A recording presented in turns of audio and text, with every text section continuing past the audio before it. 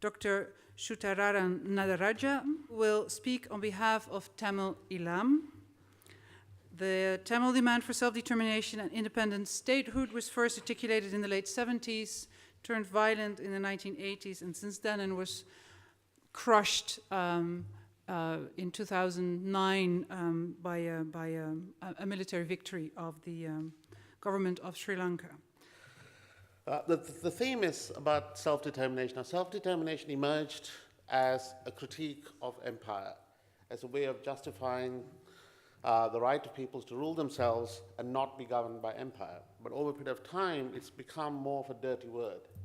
It's become associated with ethno-nationalism, with ultra-nationalism, with exclusion, and so on and so forth. So it's not selfish rather than self-determination. So how did this come about, or why? Why has it been easy to make? The moment you say you're struggling for self-determination, you're a separatist, you're a nationalist, you're a problem. Although we use the language of self-determination easily in contexts like this, I found that if you, as a Tamil, approaching many other contexts, you're generally seen as a problem for international stability and international order, as opposed to someone who's campaigning for democracy, for liberal reform, and so on. And so it's important, not only because the forces of the status quo, people who support the way things are critical of self-determination, but also a whole range of other progressive voices. People who have a Marxist orientation, even some liberals, basically argue that the Tamil struggle is by definition kind of exclusivist, a purity-based kind of racial segregation. Now, I'd like to point out there's a little difference between self-determination struggles in contexts like Britain or Spain or Brussels and places like Sri Lanka or Turkey and so on.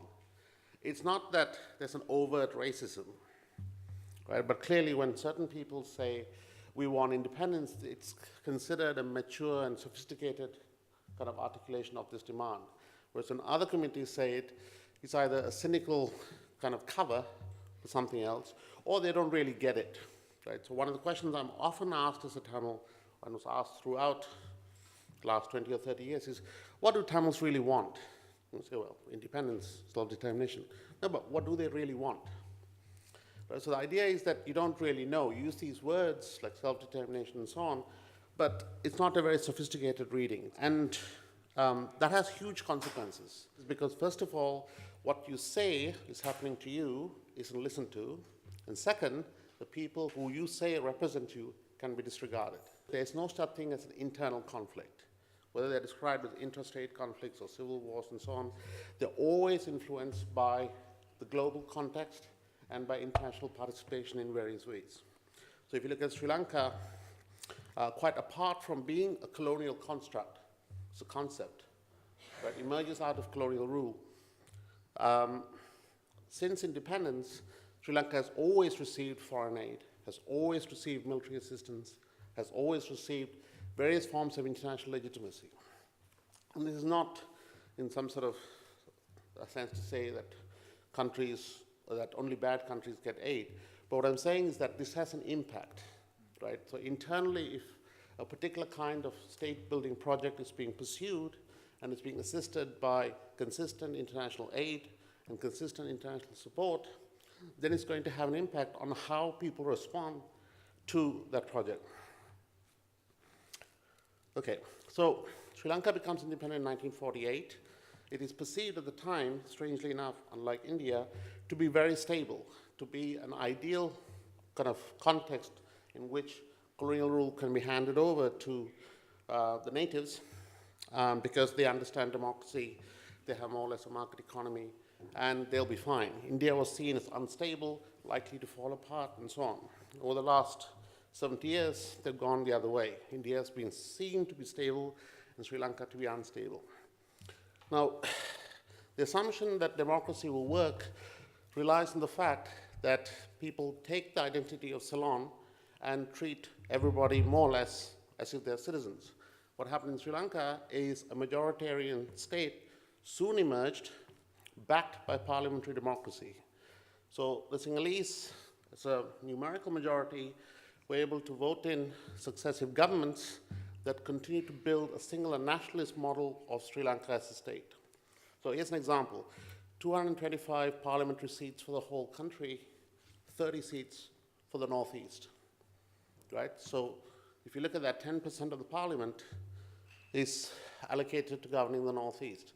What that means is when you have to have 2/3 majority to change the constitution or hold back a law, it's quite clear that the country will continue to progress as the majority wishes it. And so a series of laws and changes are rolled out over the next 20 years against public demonstrations, against all manner of non-violent resistance, civil disobedience, and so on.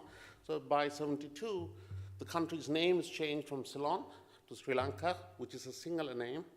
The constitution is changed to make it the duty of the state to foster and protect Buddhism.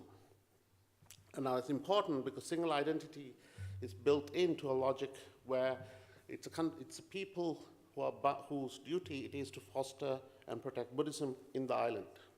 At that point, it was quite clear that 20 years of nonviolent resistance had not worked, and so the idea of self-determination and independent statehood became the dominant theme in Tamil politics. And in 76, the Tamil political parties came together, passed a resolution that said, we will now campaign for socialist Tamil Eelam, an independent state. In 77, the coalition won the elections using the manifesto as the resolution as the electoral manifesto, so it's widely seen as a referendum on independence. Now, that's the domestic context of increasing singular state building, Tamil resistance.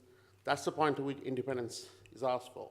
Now notice, although it's based on the claim of historical habitation and so on, the decision to go for independence is not divorced from what's going on already, right? The first demand was federalism, then it was independence. And also, if you look at the international context of the 70s, self-determination struggles were all over the world, right? And they were successful. 75 is when the United States is driven out of Vietnam by a successful national liberation struggle. In various parts of Africa, armed struggles are resisting colonial rule, or, as in South Africa, resisting racialized rule. But in 77, at the same election that endorsed the Tamil Eelam demand in the north and east, brought to power a government in Colombo that took a decisive turn in the Cold War towards the West. In short, it accepted the IMF structural reform as a model for its economic development. It closely aligned itself with the US in the Cold War. And as a result, there was a massive increase in international support for a state that was seen as integral on the war on communism, right?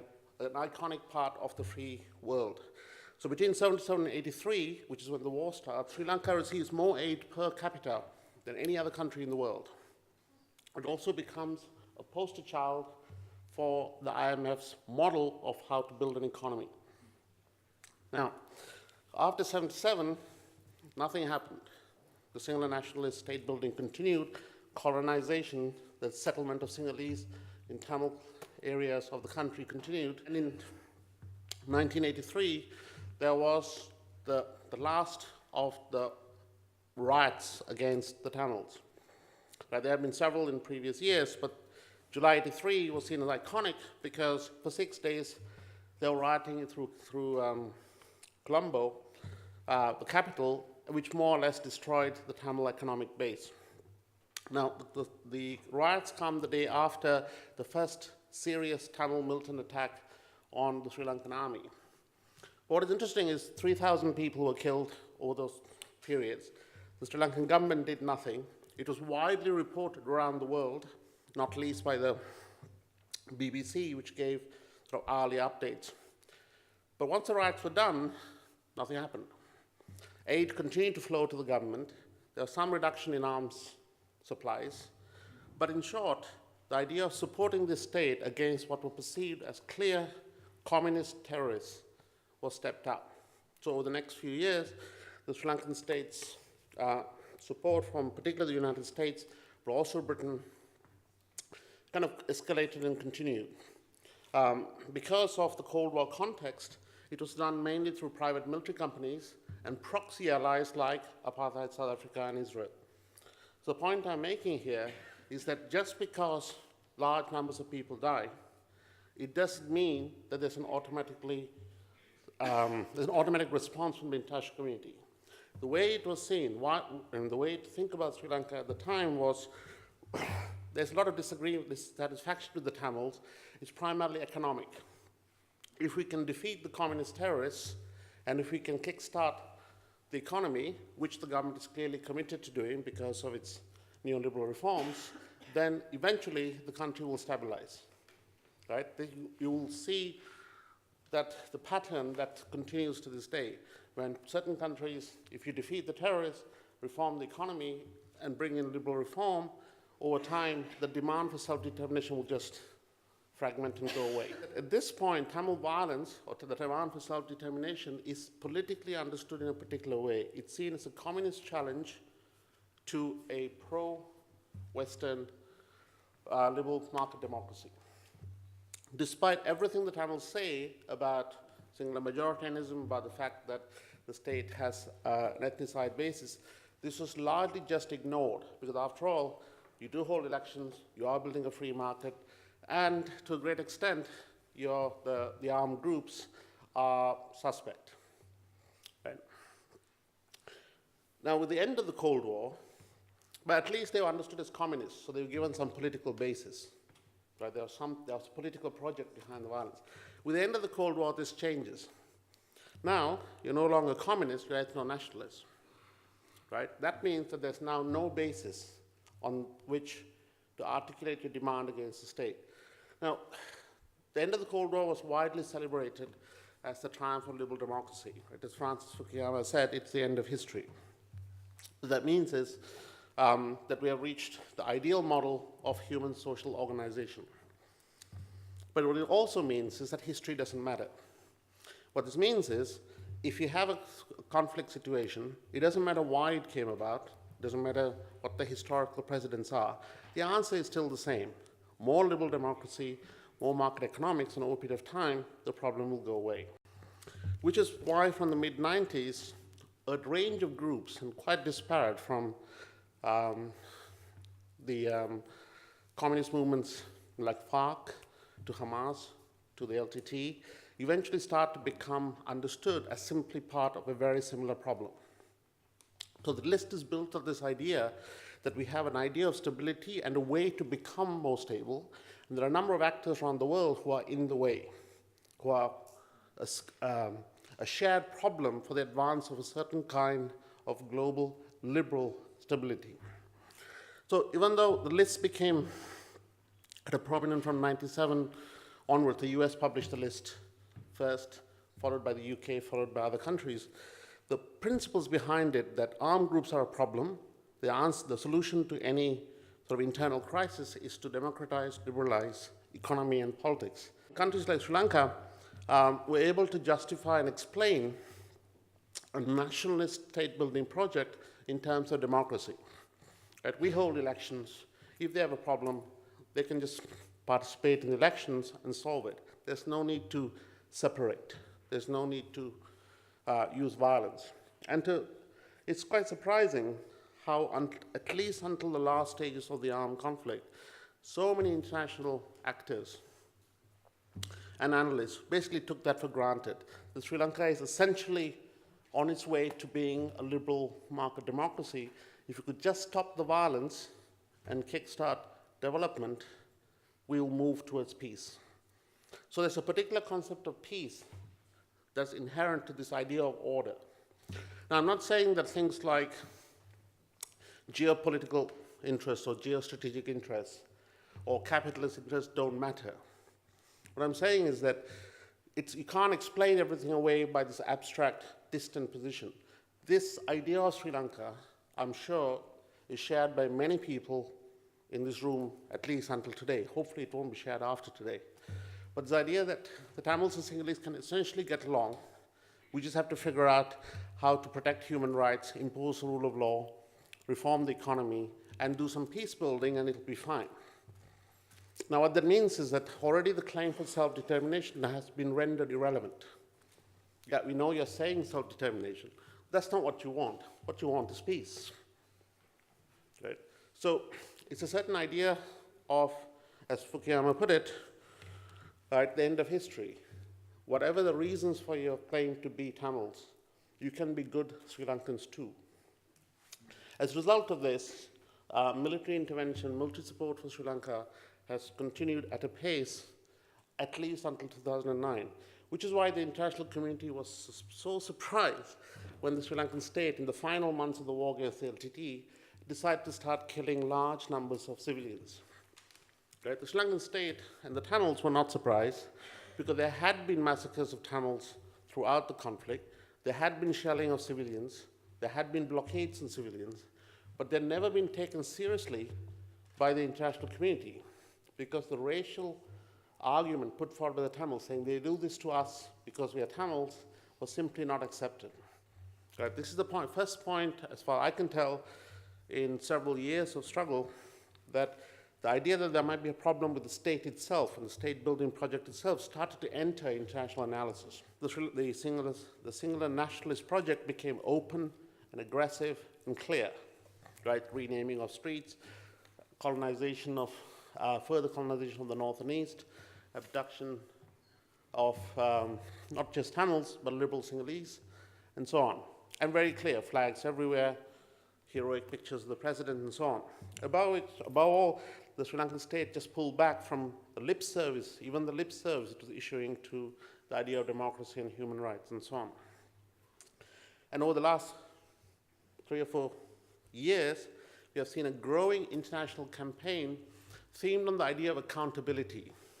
Right? It's quite something that the international community has seen this as something worth focusing on. When I say international community, I mean the West. And pursuing accountability as a way to force liberal reform in Sri Lanka. As a consequence, Tamil voices post-war who articulate Tamilulam, who articulate self-determination, are now more tolerated than they were during the war.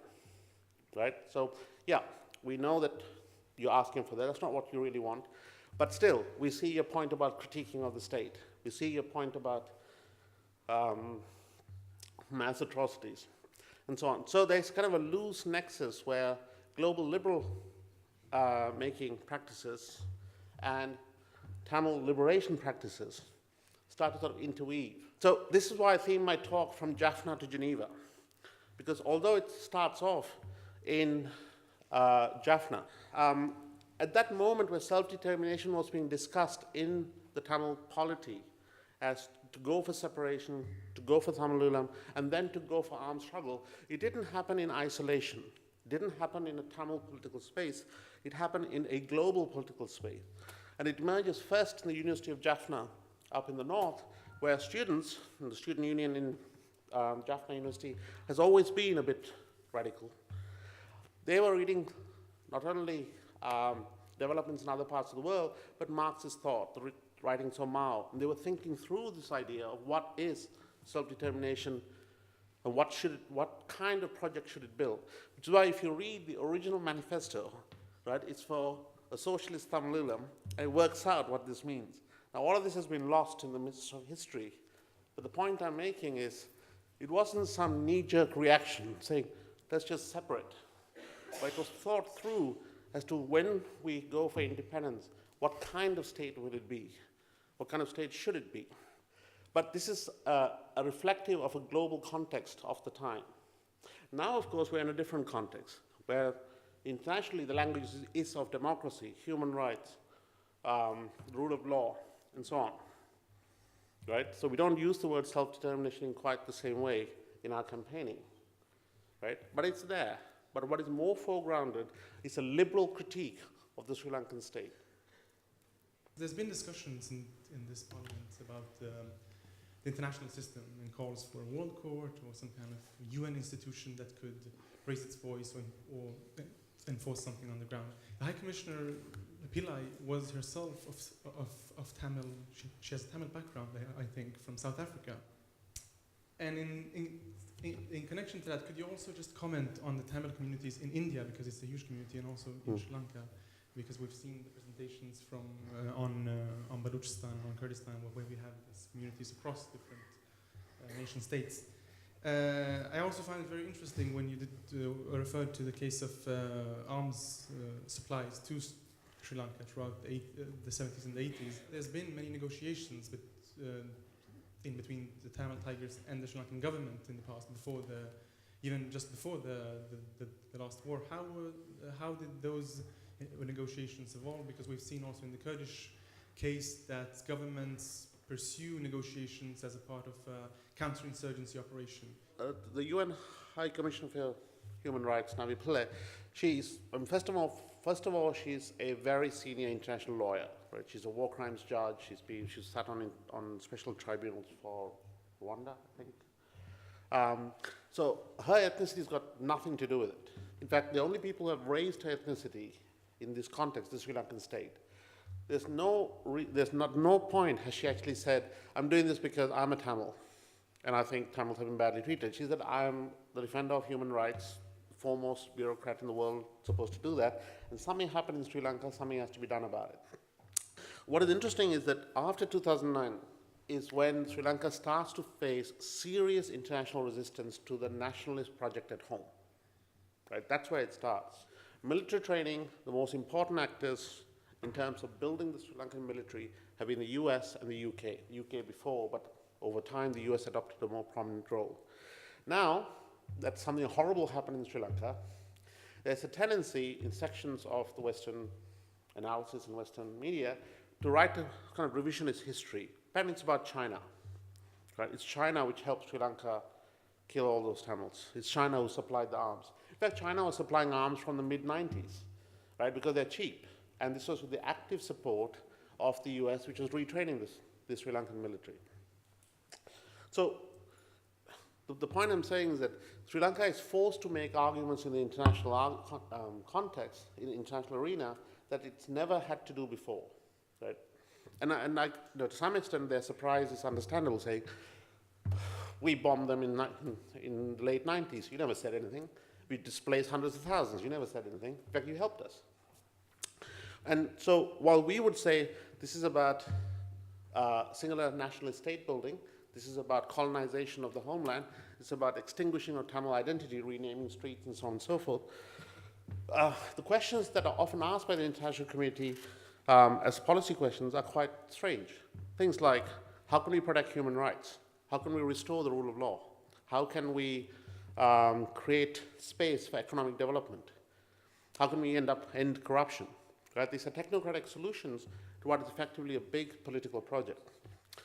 The emergence of Tamil Nadu as a political actor also coincides with the end of the war. And it happens in a diffuse way, right? Although it's now seen as being led by the Tamil Nadu state and government and so on, the actual process by which this happens is through social movements from 2006 and 2007, where responding to the crisis and the civilian casualties in particular, social movements in Tamil Nadu respond by mobilizing, demonstrating, and so on. And what is really important is the rise of Tamil language internet media, right? A proliferation of sources outside the official and establishment Indian media that more or less kept a silence over what is happening in Sri Lanka.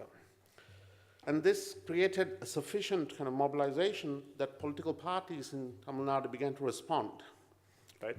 And it reached a zenith after the end of the war, where Tamil Nadu has taken the lead, passing resolutions in their state parliament, in pushing the Indian government, and above all, being as a center of power within India,